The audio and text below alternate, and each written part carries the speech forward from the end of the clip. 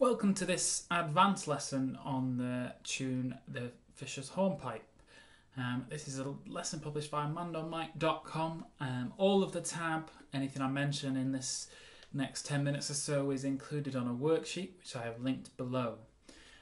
For this lesson I'm going to assume that you already know the tune The Fisher's Hornpipe, so if you don't I suggest you head over to the intermediate and beginner version of this lesson, which again is linked below.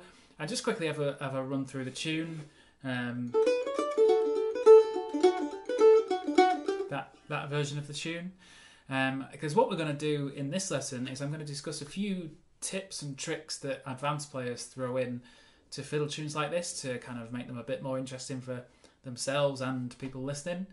And then once I've shown you a few techniques, the great Chris Thile and Mike Marshall album called Into the Cauldron had a version of the Fisher's Hornpipe, and I will show you how each of those two players approach the B part for this.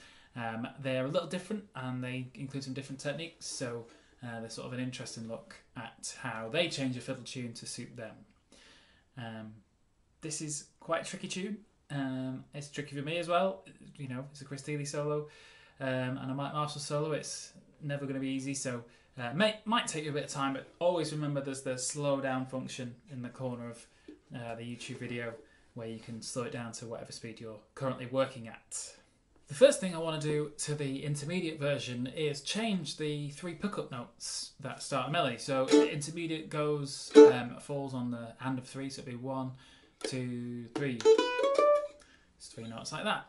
I want to change that and do a little hammer-on, like a double hammer-on triplet to this. So what I'm doing is this now makes it worth one beat, so this now falls on 4, so it'd be 1, 2, 3. And what we're doing is we're picking the first note and then hammering on the second and hammering on the third. The note stopped ringing, so it's not sounding. And then we're coming back in on the first note of the tune on a down.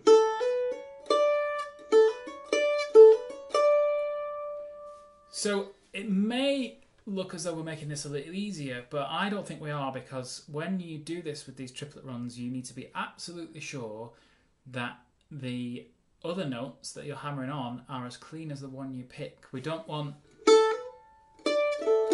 you know, we don't want dead notes. We want, hopefully you can hear. You need to hear each of those three notes. It takes a bit of muscle strength. You've really got to hammer down. It's not a place on the fret, it's a hammer on. So, let's try that with bar 1. So we're just going to go. Okay? This will be after 3. And 1, 2, 3. Yeah? Let's try that again. 1, 2, 3. Okay, hopefully you've got that. If you're struggling, I remember back in my younger days with just watching the TV, just sitting there going, just kind of. So just keep repeating it until it's clean. Remember, it's down and then back in on a down. Down, down, down, down. Okay, that's important to remember.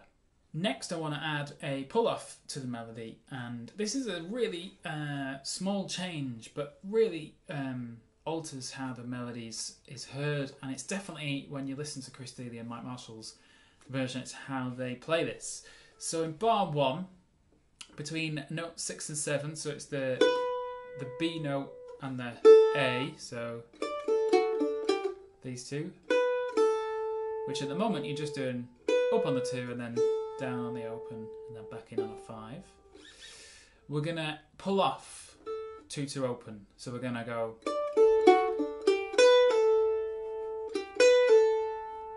And then the most important thing to remember is that that pull off is replacing a pick stroke.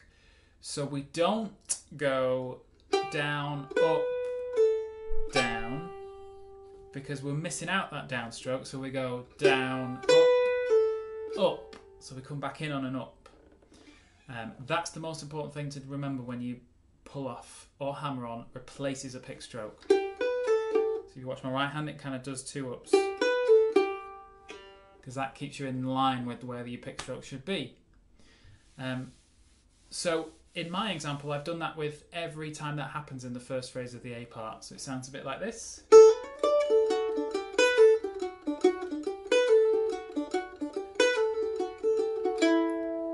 I was slightly overemphasizing where that pull off is, but that's the kind of effect that you can get when you put a pull off in. You can kind of really bend into it. And again, just like a hammer on, we're not just removing our finger to make the note. You've got to do a pull off. So again, just keep going on that until it's clean. We don't want... That's not a pull off. You've got to pull the strings. So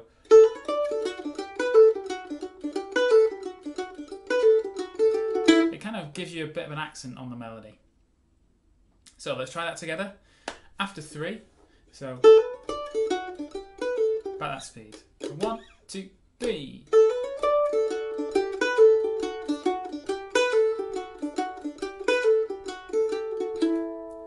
Let's try it one more time. And 1, 2, 3.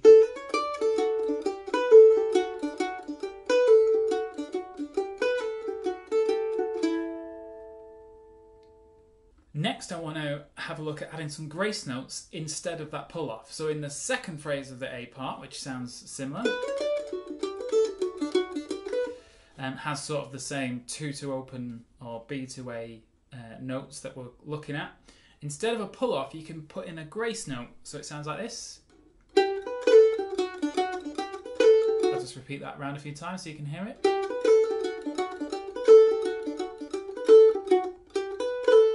Sounds like that. Instead of it's a little grace note. So the difference this time is your pull off is not replacing a pick stroke. So your right hand is now back to going down, up, down, up, down, up, down, up, down, up. And the way you add the grace note in is you pick the note, you pick the grace note, and then as soon as you picked it, you pull off. And the quicker you get that done, so pick the note and pull off, the more it sounds like a grace note. The longer you leave it, the more it sounds like an actual note. You don't want that sound.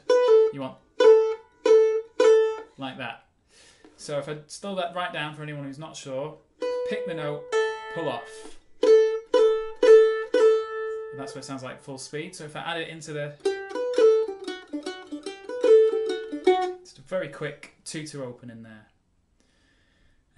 So let's try phrase 1 again. So back to the top of the tune, but instead this time we'll add the grace notes. So it'll sound like this.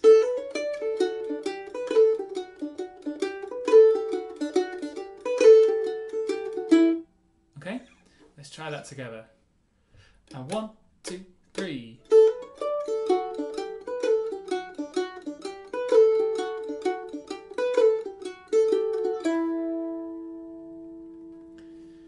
So that is tricky to get the timing right. Just keep going with it. Just sit there going. Just keep looping it until you get it right. Now what I want to do is we'll have a play of the whole A part together.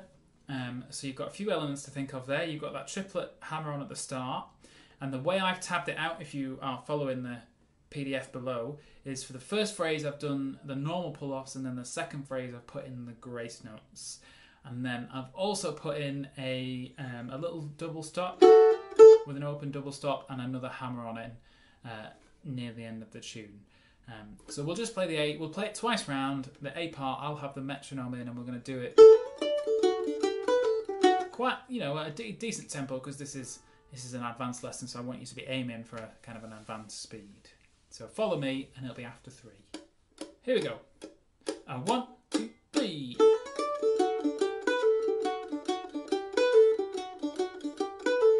Grace notes.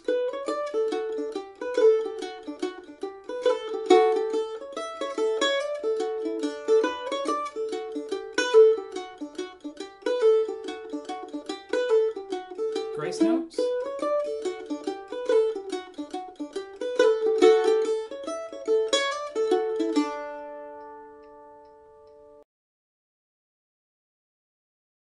Now I want to have a look at how Mike Marshall played his B part. So on their version, they play their A part together, fairly similar to what we did but all with all those pull-offs. And then Mike Marshall takes the B part the first time round, and that, I'll just play it to you quickly. It sounds a bit like this.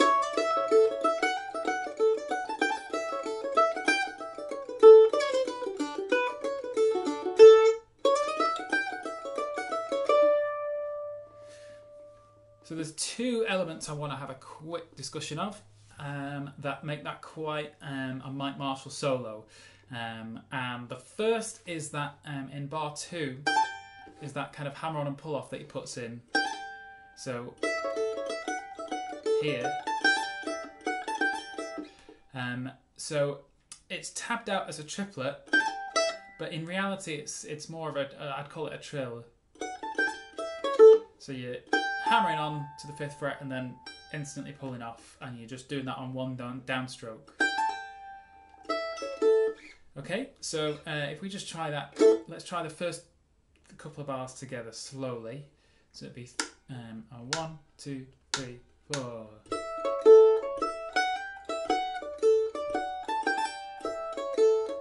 Okay, let's try that again. 3, 4.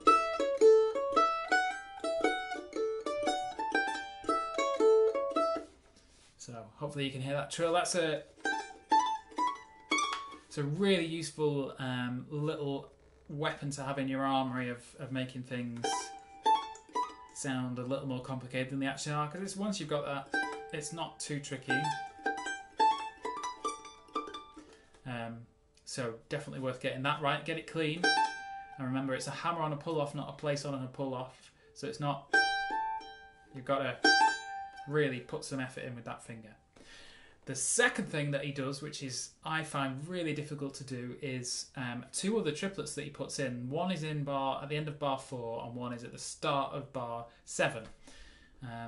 So the one at the end of bar 4 in context sounds like this.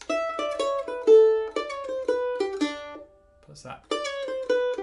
And then the one at the start of bar 6. 4 to 5 to 6.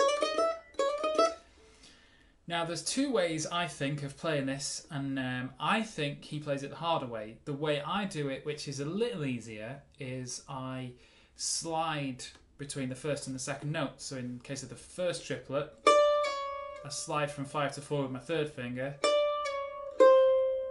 and then play the 3rd fret. But I do that as an up, so I'm effectively going down, up, because that means I'm ready for my down on the next note. And the same would apply to the second triplet. Down, slide, up. The harder way, which I think is the way that he does it when I'm listening to the record, is he actually picks all of those notes. So he goes down, up, down, and then another down. So there's like a double down in there at the end to get you back into the melody. And here. Now that's a bit easier at a slower speed, but the faster you play the tune, the harder it is to get that double down in quick enough, which is why I prefer personally the quick slides, because I find it difficult to get that double down in. So have a go at that yourself and work out which one you prefer. I prefer to go and, but if you want to pick it, absolutely fine. Now we've talked through the Mike Marshall version, let's have a play of it. So this will be after 4. We'll do it about that speed. 1, 2, 3, 4.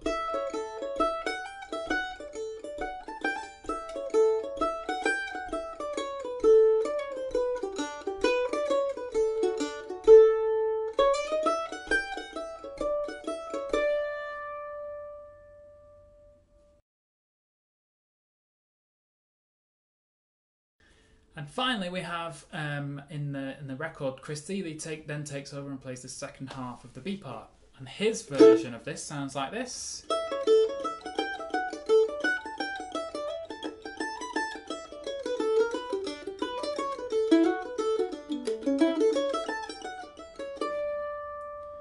And that's a very, very Chris Thile solo. A lot of quavers, a lot of eighth notes. It's all, in fact, it's all. But he uses some slides in there to make it to kind of break those up a bit. And these are two really, really what I would call Chris Thile style slides. The first one, which kind of helps you shift position, is in bar 3, where you slide from 5 to 7. So you can kind of get your 7th fret with your 3rd finger. And then you shift back down on that open string.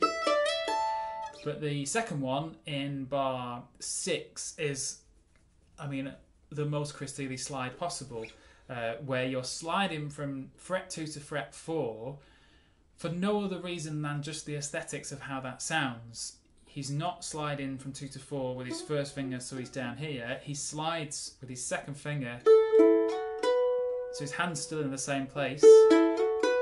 So there's no reason to not pick those, but it just creates a different sound. And he does this all the time. His main example is in the tune Raining at Sunset. And that opening phrase, there's no reason to slide that other than just to make it, because it sounds nice. You could pick it instead. So this is a really Chris Thile thing, is to put slides in as an aesthetic rather than as a way of shifting up and down the fretboard. So let's have a play of the Chris Thile tune to get the Chris Thile section together. At this speed. 1, 2, 3, 4.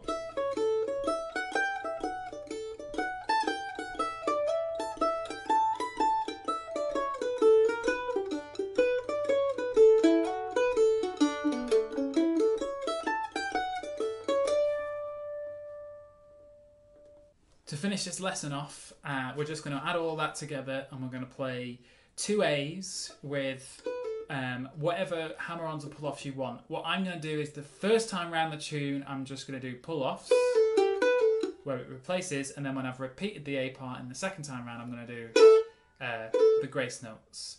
And then once you've done 2 A's, you go straight onto the Mike Marshall B part and then onto the Chris Thile B part. It's going to be, I'm going to have the metronome in, as you can see. It's about this speed.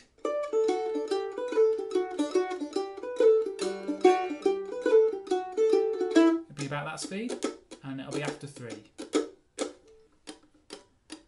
And 1, 2, 3.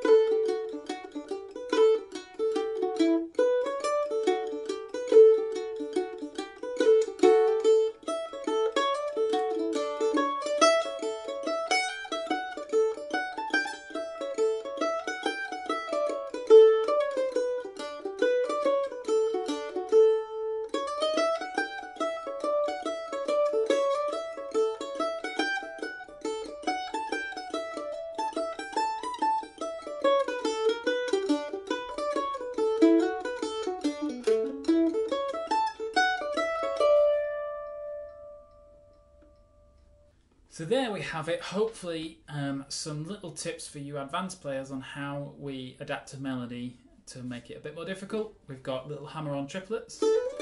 We've got pull-offs to kind of make the melody sound different. We've got grace notes. We've got little double stops that are just kind of brush past very quickly. And then we've got 2 examples of how the masters do it and how they... Well, I think what I want you to take away from the way Chris Thile and Mike Marshall played it is it's still very recognisably the melody, but they've added their own little twists in. Mike Marshall put in some really difficult triplets, some very Mike Marshall triplets, and Chris Thile put in some very Chris Thile slides. So hopefully that's a lesson for all you, and you can still keep the basics of the melody and put your own take on it and still keep the integrity of the melody without improvising. The improvising's for later on in the tune, because after that Chris Thile and Marshall really go for it. I hope you've enjoyed this lesson. If you have, please head over to mandolin.com and sign up to the mailing list and hit subscribe on this video. All future and past Mandolin lessons will be free on mandolin.com, and I'll see you next month.